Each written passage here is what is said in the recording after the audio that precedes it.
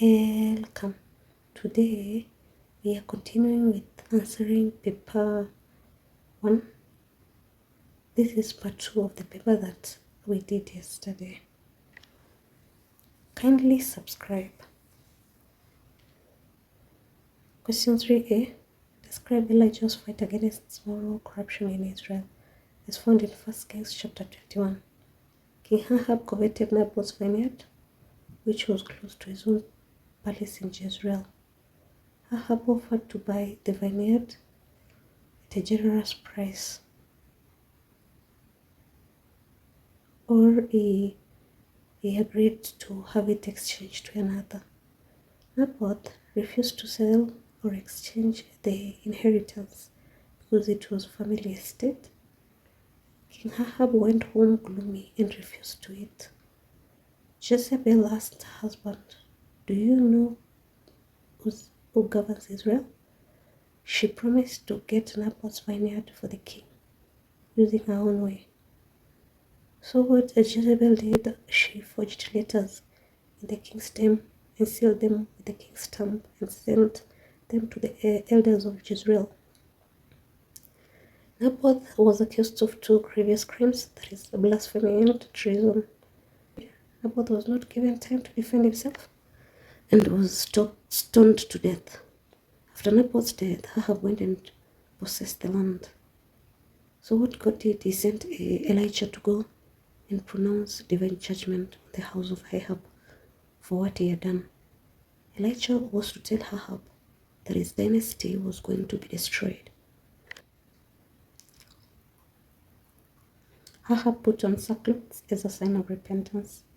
God promised to effect punishment during the reign of his sons. Question 3b. Explain the effects of idolatry in Israel. It led to the rejection of the covenant ways of life by the Israelites. It led to the spread of and development of syncretism among the Israelites. It resulted in the suffering of the Israelites through calamities like the 3 years drought and diseases. So it led to oppression of the weak and the poor. It resulted in the suffering of the Israelites through calamities like the 3-year drought and diseases. It led to oppression of the weak and the poor Israelites by the kings of Israel who worshipped idols.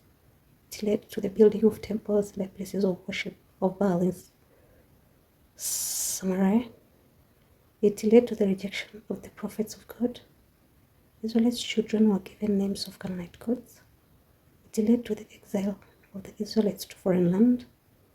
It promoted corruption in Israel. Question 3c. Outline the 5 ways in which corruption is manifested in society today.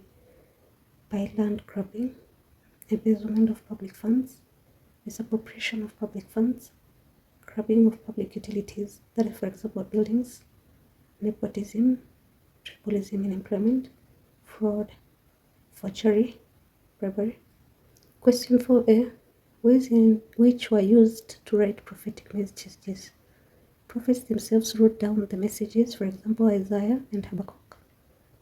Some prophets dictated the messages to their disciples, for example, Jeremiah, who dictated the messages to Baruch, who was a scribe.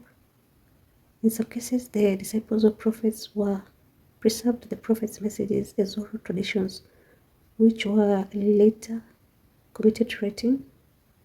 Originally, prophetic messages were written on scrolls and tablets.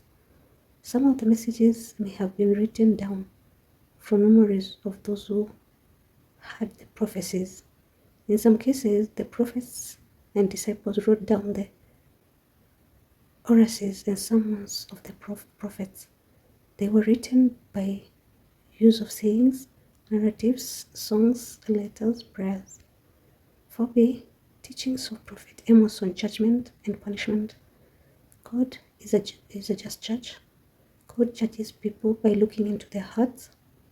Divine judgment would befall the people of Israel as a group. God would execute his judgment by means of political events. God's judgment is unavoidable. That is, God's judgment is inevitable. Divine judgment would be in the form of natural disasters. The purpose of God's judgment is to correct the sinners. God's judgment is universal. Suffering is not necessarily a punishment from God. God's judgment is real. God would use other nations as the tool of punishment. Question 4c. How the church is promoting social justice in Kenya today. By condemning social injustices, by advising the government to promote social justice, by helping the needy, by teaching social justice, by reporting cases of injustices to the relevant authority, by participating in the movements against social justice. Question 5a. Evils condemned by Prophet Jeremiah. Necromancy, divination, magic, dishonesty, deception, false prophecy, human sacrifice, oppression, exploitation of the poor, idolatry, hypocrisy. 5b. The content of Jeremiah's letters to the exiles in Babylon is found in Jeremiah chapter 29. To build houses and live in them, plant gardens and eat their produce, to marry and increase, promote the welfare of the town they were sent, pray for their rulers, not to be cheated by false prophets, will come back after 70 years. God has good plans for them. Exiles will be restored, not to decrease in number. 5c. Ways of restoring Christians who have fallen in their faith. By visiting them to establish their problems, by forgiving them, offering guidance and counseling to them, by inviting them back to church, by encouraging them to repent and confess, offering them material help, giving them the Bible. Question 6a. The traditional African understanding of the hierarchy of being. At the top is God, who is the creator. He is followed by divinities, and the divinities are the common spirits. In the first place are the living dead and ancestors, or the ancestors. Below the ancestors are the human beings or the living.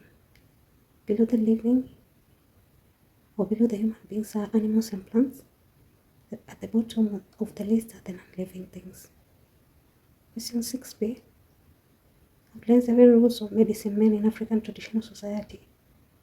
Diagnosed diseases, offered treatment for diseases, identified causes of diseases. They act as counselors, they acted as advisors, provided aid to improve productivity on farms and animals, acted as mediators between spirits and man. They drove away witches or sorcerers. They provide charms, that is, they provide a means of preventing misfortunes, or they provide means of preventing impending danger. They offer knowledge. They offer practical application of herbs to their trainees. They also offer knowledge of the herbs to clients. Question 6. Seek changes that have taken place in their property ownership in African traditional communities. Women and children can now own property. Wealth no longer determined by the number of wives or children. Introduction of money economy has reduced the value attached to land. Role of elders in sharing one property has been eroded. Land is now owned individually through the issuance of title deeds. People write wills to share their property, or that is, people decide who should inherit their property. Property can be owned outside one's ancestral home. Land can now be sold, or rather land can now be auctioned. Did you understand? Kindly let me know in the comment section below. So let me know what to look at tomorrow. Thanks a lot for subscribing and listening to me. God bless you.